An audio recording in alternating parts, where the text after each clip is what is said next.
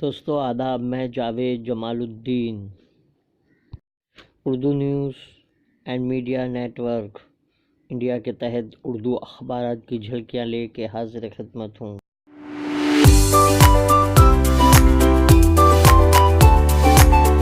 بروز جمعہ 17 جنوری 2020 صبح کے 9 بج چکے ہیں۔ پیش خدمت ہے اردو اخبارات کی جھلکی۔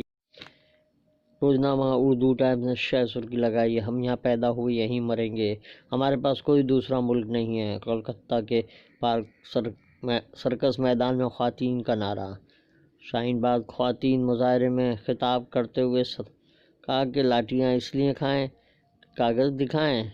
شریعت ایکٹ این آر ای پر امریکہ کی تشویش۔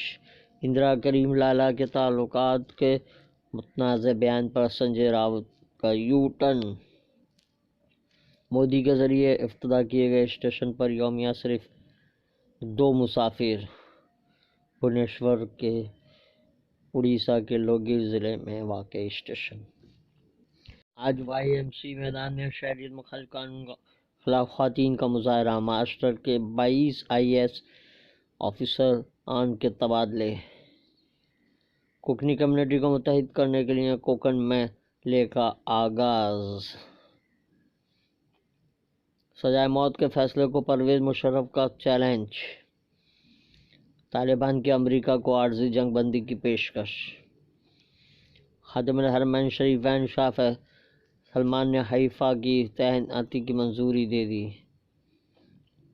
ہندوستان کے $450 بلین بانڈ کی تخفیف۔